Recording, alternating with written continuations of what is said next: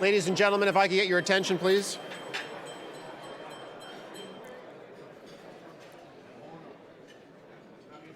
Ladies and gentlemen, I'm sorry to interrupt your lunch, but it is now time for us to begin our exciting program. Please join me as well in welcoming our webcast viewers. My name is Andrew Graham. I'm president of the Canadian Club of Toronto, and it's my pleasure to be your host for today. Viewers, thank you for joining us. Please know that everyone can visit ai-live.com to access captioning on your device today. This is the first day we're trying this, and we're excited to see how it works. You can follow along if you're joining us on the webcast or indeed in person and see the instantaneous captioning. Though the world and the Canadian Club may be increasingly powered by AI, some things don't change, like the value of getting together over lunch and hearing a compelling speaker talk about an important topic. And I think today's speaker is a great example in that Canadian Club tradition. Before we get to introducing the speaker, I'd like to thank some of the organizations that have made today possible. First of all, the Carpenters District Council of Ontario, represented by Sean Blake, and RBC, represented by Sasan Darwish. Thank you both very much.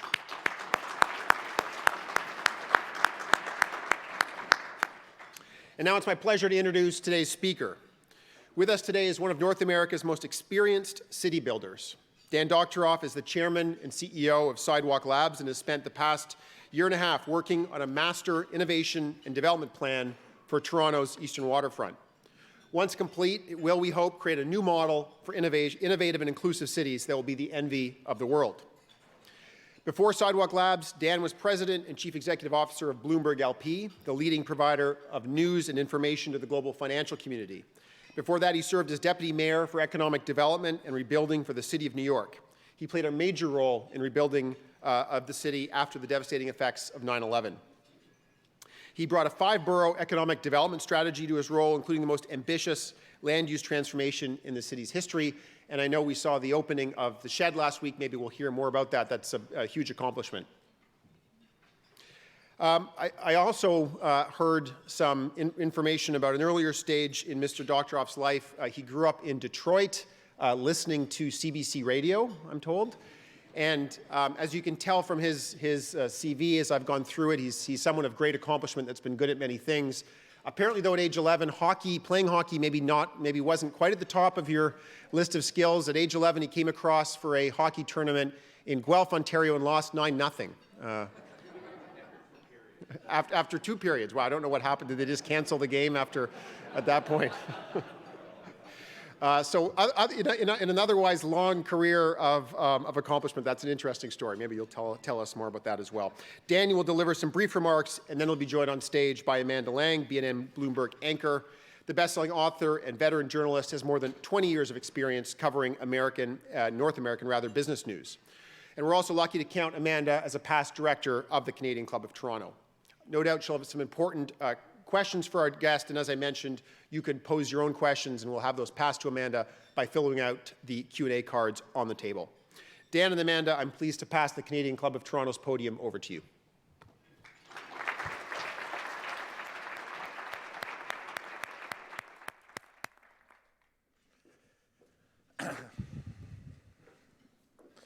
Thank you so much, Andrew, and it is so great to be here among actually many friends. It's been, there goes my clicker, but it's been a wonderful 18 months getting to know people, and I'm really thrilled to be here. My hope is that after spending a day or two a week here, hopefully for many, many years to come, I will become an official Canadian. I will never be a great hockey player, by the way. I do have to say, by the way, I will never forget we drove 4 hours to Guelph, played for 2 periods. They called the game. We drove immediately back 4 more hours. And that was probably the highlight of my hockey career. I do also want to acknowledge my friend, Deputy Mayor Michael Thompson. You know, the club of deputy mayors around the world, we're a very tight-knit bunch, and it's really an honor that you are here today, and thank you so much. Many of you probably know the history of the Eastern waterfront. This is actually one of my favorite images. Okay, this is from 1910, and this was the plan. The plans or the vision to fill in them before the marshland was filled in, and before those plans were finalized. Incredible optimism actually prevailed. The Eastern waterfront was going to be the home of Toronto's expanded industrial base. Needless to say, it never happened. By the time the infill was done, the Depression had set in, then World War II. Then after World War II, Toronto, like other northeastern North American cities, the manufacturing base began to decline. And as a result, the ground basically lay fallow. Now, 30 years ago, Toronto, like New York, bid for the Olympics. And the leaders of that bid and the leaders of the city at the time had a great idea. The great idea was that place a bunch of the venues for the proposed Olympic bid on the waterfront, build plans around them. When you shine the Olympic spotlight, it acts as a catalyst to getting things done. Needless to say, the Olympics did not happen here, and those plans were not fulfilled. Toronto bid again, the first time for 1996, the second for 2008, and like New York, wasn't successful. But out of that second bid, Waterfront Toronto was born and was given the responsibility for developing 2,000 acres of underutilized land. Much has been accomplished, but has also largely been driven by market forces, yielding condos that, for the most part, are unaffordable to most Torontonians. With less than half of the land left, Waterfront Toronto stepped back and said, is there a different way? Is there a better way? Especially today, leveraging the capabilities that 21st century digital tools can offer to achieve 4 key goals. First, can we achieve a new standard of housing affordability? Second, can we create the world's first climate-positive community? Third, can we actually develop new approaches to addressing the incredible mobility challenges that Toronto and virtually every other successful city in the world are actually facing? And finally, can we actually help to catalyze inclusive job creation? They did something really unusual, and I think incredibly bold for a governmental agency. They went out and canvassed the world. They talked to companies. They talked to developers, I think 52 different ones, and shaped a request for proposals, or RFP, for a, quote, innovation and funding partner who could partner with them, okay, to help them and the 3 governments that they represent achieve their goals. To my mind, that is enlightened government at its best. Basically seeing a problem, looking around to see what might be new approaches to addressing it, and then taking action to actually follow through. Sidewalk Labs, which is a subsidiary of Alphabet, or as I like to say modestly, a sister company of Google, we competed and were thrilled to win. Now, I should also point out, unlike another large technology company. We actually did compete in a government RFP, not have cities compete for our attention. To be very clear, though, what did we win? The only thing that we won was the right to help develop a plan. Anything that we ultimately propose has to not only be approved by the Waterfront Toronto Board, but also in relevant parts by the city, the province, and the federal government. But developing a plan is what we've been doing over the course of the last 18 months. Since then, we've consulted with 20,000, literally 20,000 Torontonians in person. I can't imagine that there's ever been a project where there's been quite that much consultation. We've met with hundreds of government officials. And in the coming weeks, we will actually release the Master Innovation and Development Plan. It is going to be extraordinarily comprehensive, going into great detail on the actual land use plan, the technology or innovation agenda, which we basically break down by what we call pillars, and then a novel partnership between government and Sidewalk Labs.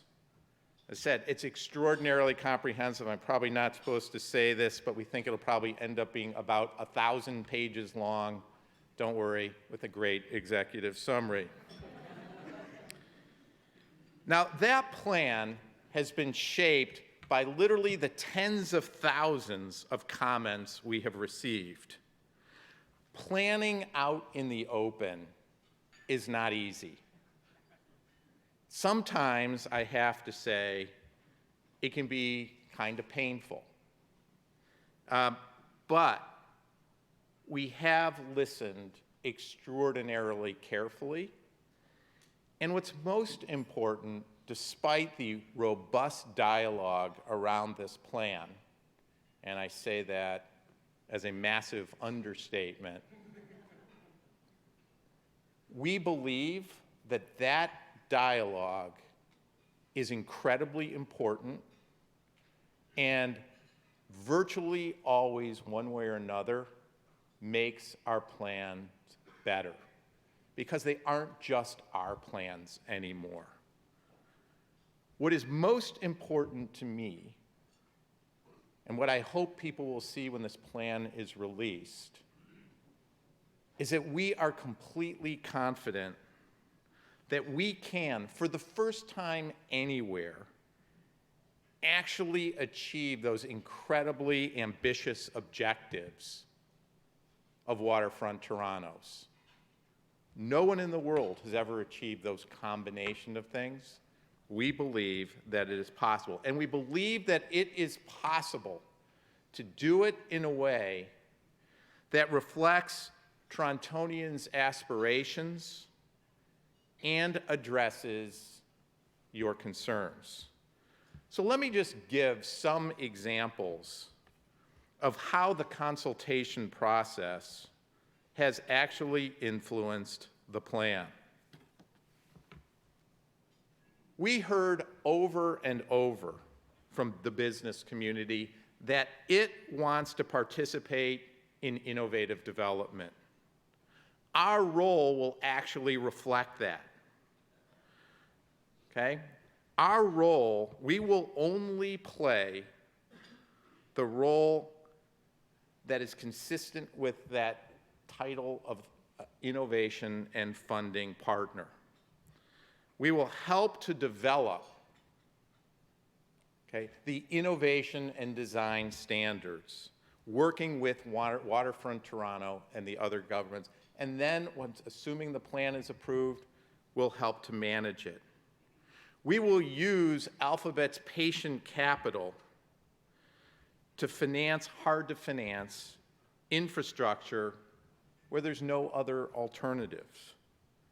And we will play a role in moving Google's expanded headquarters onto the waterfront as a way of catalyzing economic development and as part of a strategy to create an ecosystem led by Canadian companies and entrepreneurs that we think can become the global hub of urban innovation in the entire world.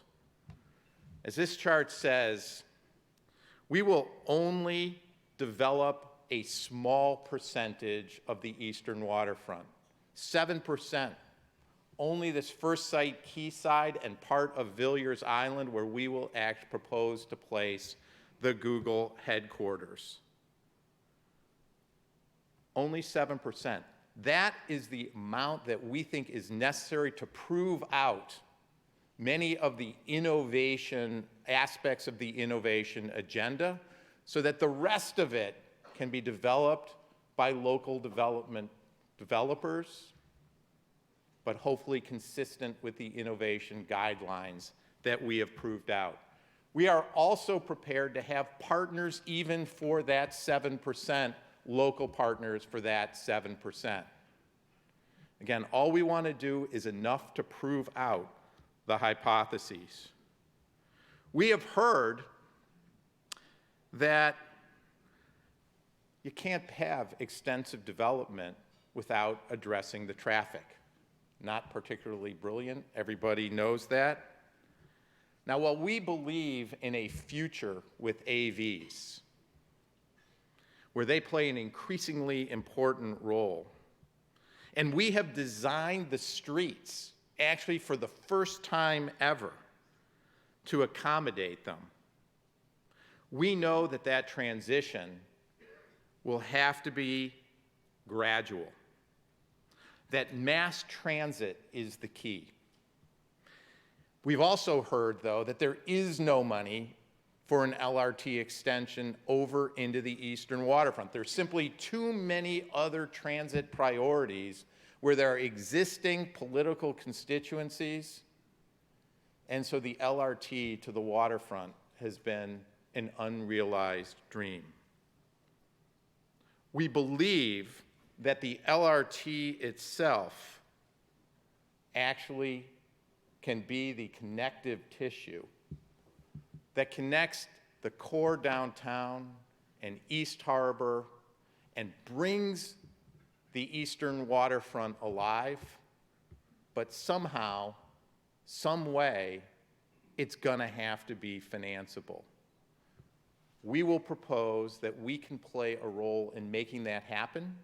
We don't want to have to do that, but in our role as catalyst, using the patient capital that Alphabet provides, we think we can help ensure that that financing of the LRT extension can actually happen.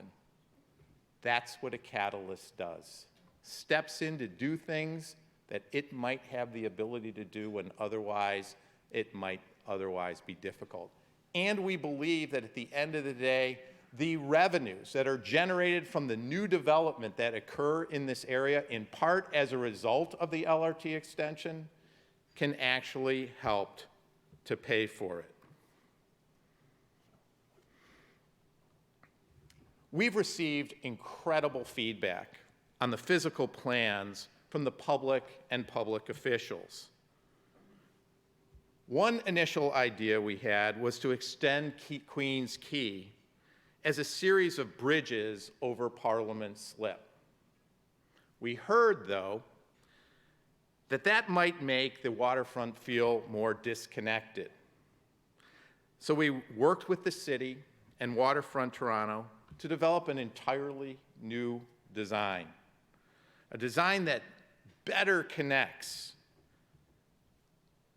this area with the surrounding area, that provides better access to the lake, better public space, and better transit access. We've been very focused on making Quayside accessible, informed by 200 members of the accessibility community who have engaged with us in workshops, in events, and in co-designing sessions. One of the great ideas, and this is just a small but important example how working with the communities, affected communities, makes your plans better. One of the great ideas we have as part of our redesigned streets is to develop a set of hexagonal pavers that are actually, they can melt the snow, they can actually have lights embedded in them so that the traffic can be adjusted in real time. Basically part of the strategy for making our streets dramatically more adaptable, more usable more of the time. But working with the accessibility community, we understood that the pavers were of a size that actually would make getting around in a wheelchair more difficult. So what do? We changed it. That's the level of detail that we are actually getting into.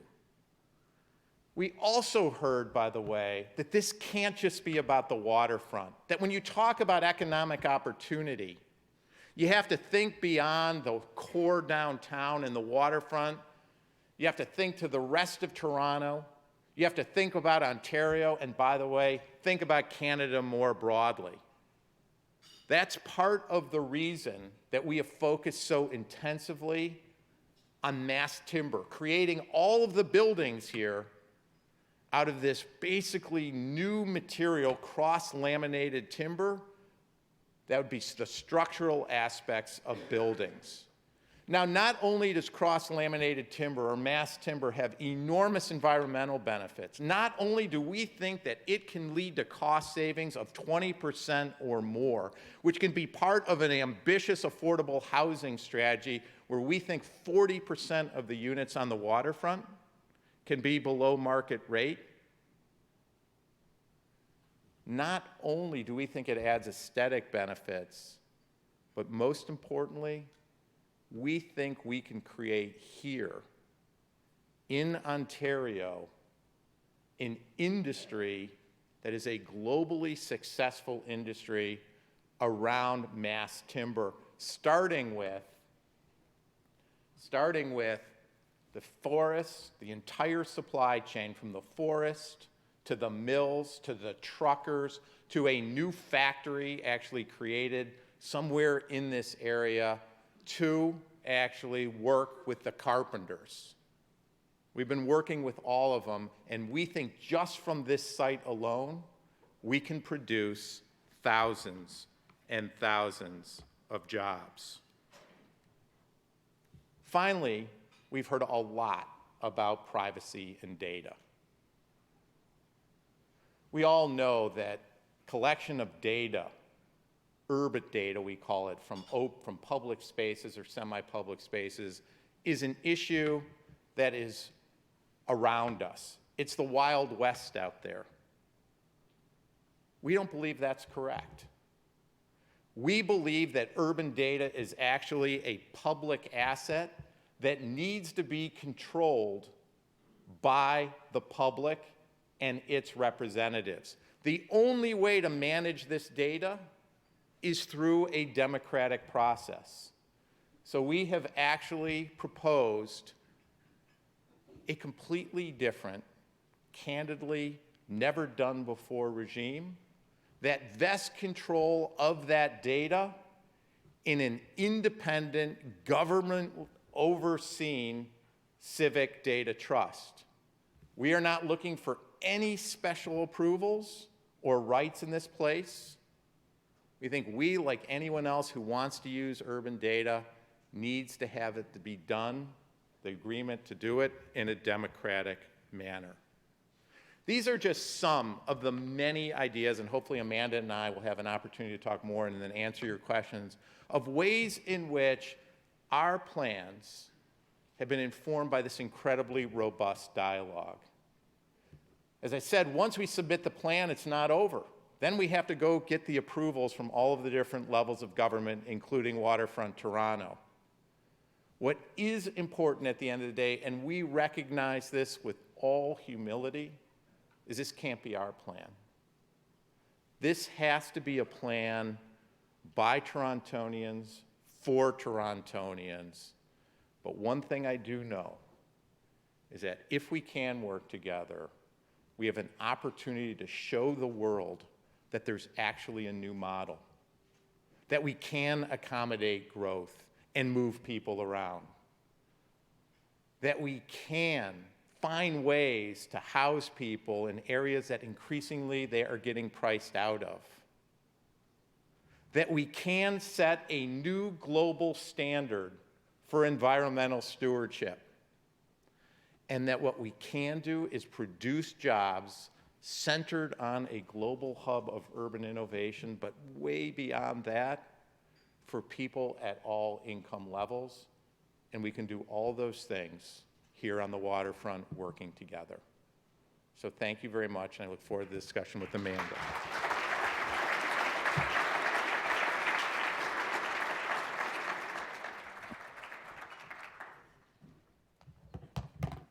Thanks, Dan. That was great. Do we seem ungrateful to you?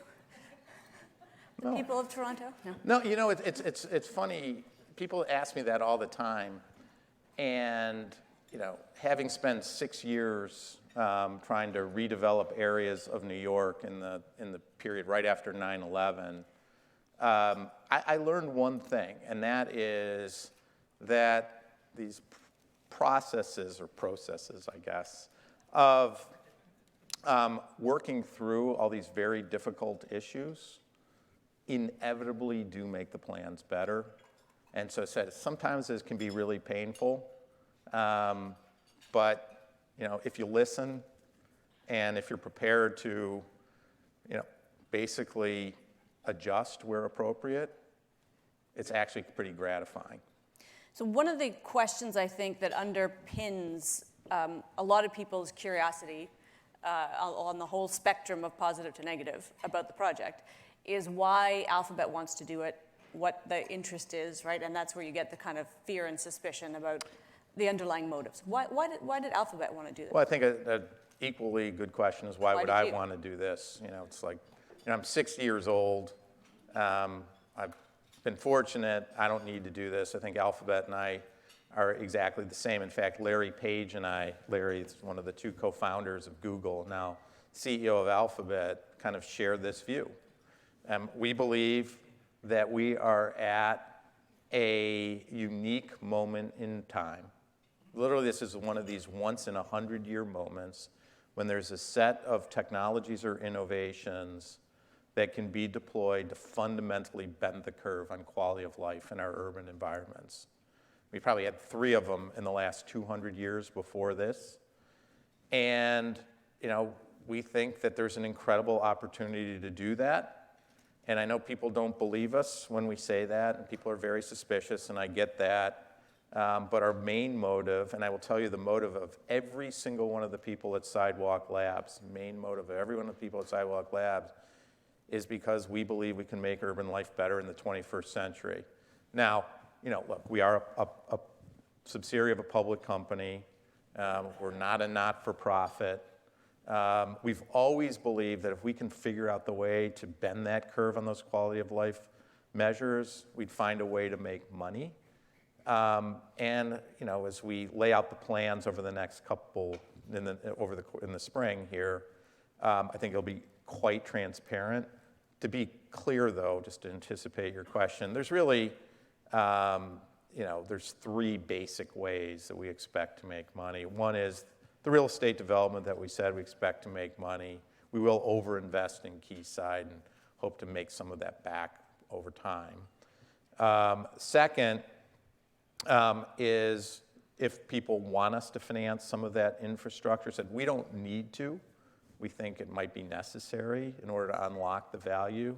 We expect to earn a reasonable return on that, not dramatic, but reasonable. And then third, there'll be a handful of products that we create for this place that we hope will have value somewhere else, and we can create businesses around them. You described the 3 volumes of the development plan. Right. The first volume is coming in the spring. The whole thing's coming All in 3 spring. of them. All 3 is coming in Okay. spring. How much do you expect those to change, your plans to change, once Waterfront gets a look at it?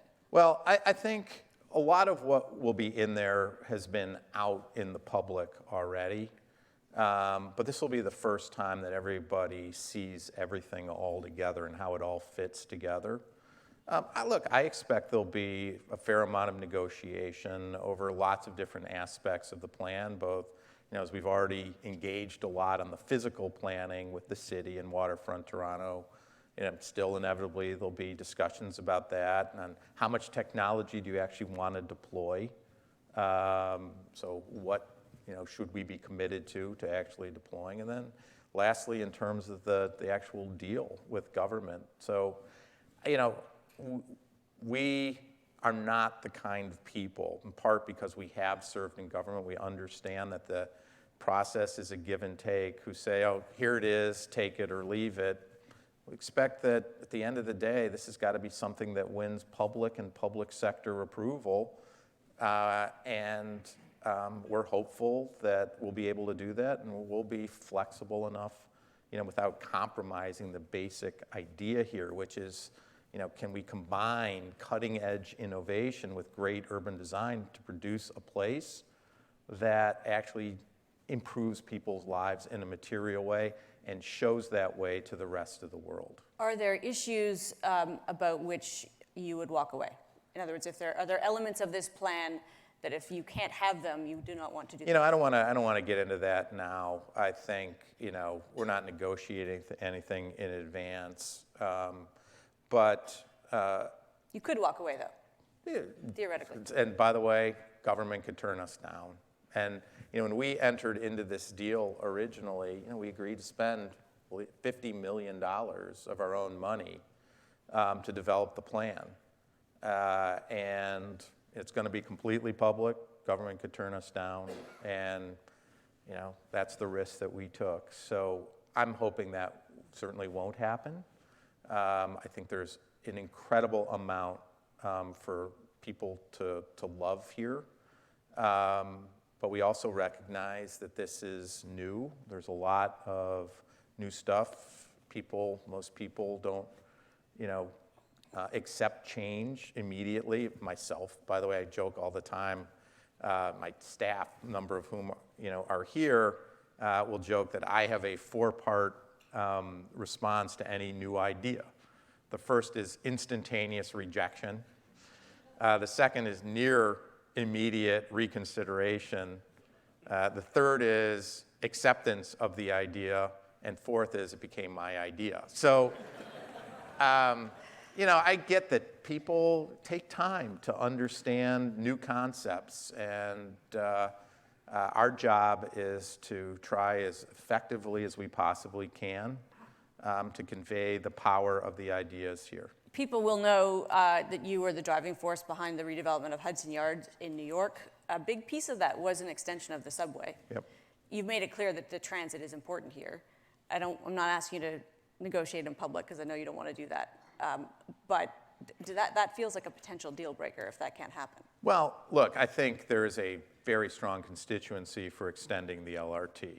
I don't think there's any real debate over the fact that it's important to extend the LRT. If you want greater density in that area, and having greater density is critical to actually providing that relief valve, particularly downtown, for the incredible housing pressures that actually exist, most importantly. So I don't think there's a whole lot of debate. The question is, can we find a way to make it happen? So the New York story is very similar to the waterfront over here. It's an area on the west side of New York called Hudson Yards that for literally the same 100 years, people have been trying to find a way to redevelop and turn it into something that it had been dominated by rail yards and vacant lots and parking lots, literally in Manhattan. And for 100 years, people couldn't figure it out.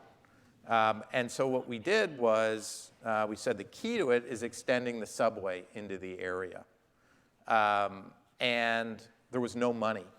The city had no money at all. This was right after 9/11. So we actually created a financing vehicle to be able to do that. That financing vehicle, by the way, where the city literally put in $258 million, is going to produce to the city, even after the debt service, $20 billion of free cash flow back to the city. So we think there are mechanisms that can work. Said we don't have to be the ones to do it. We said we prefer not to be perfectly honest. But we're prepared to step in with a creative approach that said uses our parents' patient capital to make that happen. Were you surprised? I mean, it must have, because you did such an intense public consultation process, it must have come up early and often. But were you surprised that the data privacy issue got the airtime that it does? It still is the biggest issue people consider. You know, I can't say I was surprised. We always viewed that as a foundational issue. And we knew that we were going to have to come up with a completely new approach to it. I think what surprised me a little bit was that nobody was prepared to give us sort of the benefit of the doubt. You know, we were just in the process of developing a plan. We were consulting with people. I was surprised it got quite heated quite quickly. While we were saying we were just listening to people and developing a plan. But that doesn't matter. At the end of the day, I think it was constructive, certainly overwhelmingly constructive. And I think it led us to think probably even more deeply about some of the issues. And I do feel that kind of what we have proposed, and again, it's just a proposal. You know, at the end of the day, it's something that government actually has to adopt or create its own regime. We're not wed to any one particular approach, but we all know that if we're going to have in the 21st century where there are cameras and sensors everywhere, and in the world, there's a great article in the New York Times today, for example, about a Times, I think, reporter for $60 put a camera in Bryant Park in New York and got cheap computer vision technology and could literally identify, individuals walking through the park. There are in New York or in Toronto, nowhere, any limitations on anybody's ability to do that. We're saying in this place, under what we have suggested, that can't happen. That it all has to be pursuant to this independent civic data trust which has oversight for it. So we're talking about going dramatically beyond what anyone else has actually done, because we think that's the right thing to do, and we think that can set an example for the rest of the world. Already from around the world, we're getting really positive feedback to the idea.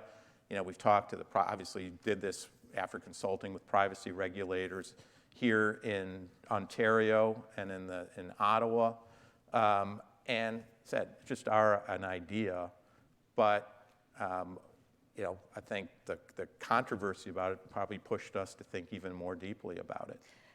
Just a short while ago, the Canadian Civil Liberties Association issued a release saying that they're suing Sidewalk to stop the whole process, to undo the deal, your right to develop a plan, I guess. And the word that they use in the release is surveillance, which is that's the big brother word that we all worry about. Although frankly, Google already knows everything about us anyway. So it's sort of a funny, you might actually make us safer than we are right now. Well, to your point. You know, as I said, first of all, we have nothing to do, believe it or not, with Google, right? So we share, we don't share any data. We said right from the very beginning that we weren't going to commercialize any data, no advertising for data, only use it pursuant to this civic data trust and approvals. But I do believe that the approach that we've suggested, said there may be other approaches, will set a new standard globally, that there shouldn't be any use of kind of surveillance that is not ultimately approved by sort of this government run or authorized entity. And that's true for us or others as well. So I haven't seen the lawsuit, but I think it is really important that we get this right. But this is not just an issue here. This is an issue that we are all confronting every day in our lives, and we think it's really important to take a different approach. And it definitely has raised the issue in everybody's minds. So it's now a public policy issue that we're debating, which is a very good thing. As you go down the path, I know you can't really give me timelines, but I'd like timelines. Okay. Anyway, the Waterfront Toronto gets it. Bloomberg reporters, by the way, are the best in the world. I think you said you were going to deliver it May 1st. Is that what you said? No, we didn't say that. We said that spring. I mean, after May, it's really summer. In the spring. Okay. It's over the next several weeks. And then how long do they have with it? What do you envision in terms of back and forth before? How long before we have a wooden building on Quayside? I think realistically, the earliest you could have the first building on Quayside would be toward the end of 2023, maybe. So we're a ways off. We're a ways off, and look, I think that's an indication that we're really in this for the long term, by the time that rolls around, I'll not just be 60, I'll be 65. And no, we believe in this, and we believe that in order to be successful, we have to kind of stick it out through all sorts of ups and downs. And, that is just what it takes in these types of very complicated public-private partnerships. You mentioned Hudson Yards in New York. I came up with that idea for Hudson Yards before I was in government, when I was leading that, failed Olympic bid in 1996. It just opened up in 2019, so it was 23 years later. I led the effort to create the Shed, New York's newest cultural institution, which came out of the plan for Hudson Yards, and we've been working on it for 14 years. So, the last thing we are people who kind of duck in and duck out. When we commit to something, and we're in it for the long term. In New York, you kind of reclaimed the High Line to great effect, I can say, as a frequent visitor of New York. That was exported. Other cities then did the same thing. In this project, are there things that you expect to be exported? I mean, is the idea here that you're doing it here because we have this great opportunity of the land sitting there? Do you expect it to go around the world? Absolutely. I think that's one of the really powerful ideas here. And I should also say, most of the stuff that will happen on this waterfront will not be our ideas. What we hope to create is an open platform for innovation that others, particularly local entrepreneurs and local companies, can build on top of. We see this, playing this catalytic role, but this being a magnet for people to come and develop ideas where essentially, they'll be able to think about the urban environment in a very kind of integrated way. And so whether it's our ideas or others, I think one of the great things about this is that people around the world are looking at it, right? And one of the things you realize about cities, it's true about companies too, but cities is they copy others, I think, just aggressively. I'll never forget when we opened up the High Line in 2008, within a year, there were 36 High Lines under development around the world, basically built on rail lines. But what was more interesting to me is the next generation were things that took some of the lessons from the High Line and adjusted them to their own unique local conditions. So the Bentway here, in some ways, is almost like a grandchild of the High Line. Took the lessons about adaptive reuse, public-private funding, and operation, the people who actually lead Friends of the High Line, which is the private group that worked with government to save and now manage the High Line, actually consulted with the Bentway. And I think there'll be literally hundreds of things that people look to here for inspiration and adapt in their own way. It's also why I believe if we can be successful here, we truly can create in Toronto as this place that everyone is looking to set the standard as that global hub of innovation. Companies are going to want to be here. Local entrepreneurs are going to have that first mover advantage to try things out in this unique laboratory. You talked about this, so you're 7%. Other developers will develop elsewhere, but on the plan so that the innovation themes stay the same. How big ultimately a piece of land development are we talking about here? Well, the entire area that's defined as the eastern waterfront is about 340 hectares altogether. So it's huge. I mean, it's really big. Now, that's not to say all of it will ultimately be developable. And by the way, we don't believe that the types of the innovation agenda should be extended to other parts of it until we've been able to prove to people, both government and the private sector, that the ideas actually make sense for them. So taking a very phased approach to this, we think, is the prudent thing to do. That was another piece of feedback that we got, I think, over and over again. And we believe it's absolutely the right thing to do. But you could have on that waterfront over time, almost 100,000 people living there. Said we will do a tiny piece of it, but I think that is really important. And the key thing is, how do you get it started in a place where for 107 years it has stubbornly resisted kind of development? We need to leave it there. Ladies and gentlemen, Dan Doctoroff. Thank you.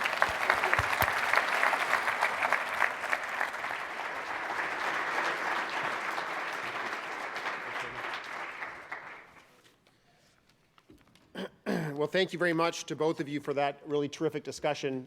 This is certainly one of the most followed and I think most anticipated exercises in urban development that this city has experienced in a long, long time. And I think there's a lot of excitement to see the plan when it comes out, not on May 1st, but in the next few weeks, we heard. And I thank you for giving us some of the highlights and a preview of that today, Mr. Doctoroff, and thank you for bringing your expertise and your long history and successful history in urban development to this project. Amanda, thank you very much for hosting a really terrific discussion. You always do a great job at it, and thank you for being back at the club today. If I could just ask for a round of applause for both Amanda and Dan.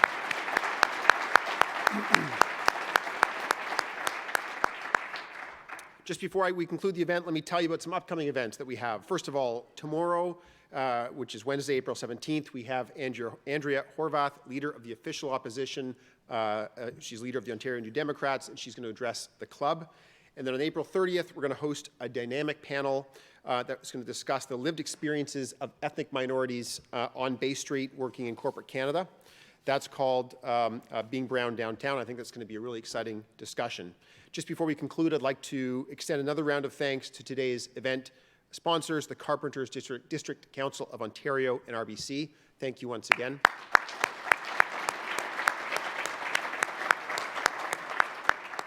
And finally, thanks to MediaEvents.ca, Canada's online event space, and VVC for live streaming today's event. That concludes our event today. I hope the rest of your afternoon goes well. Thank you.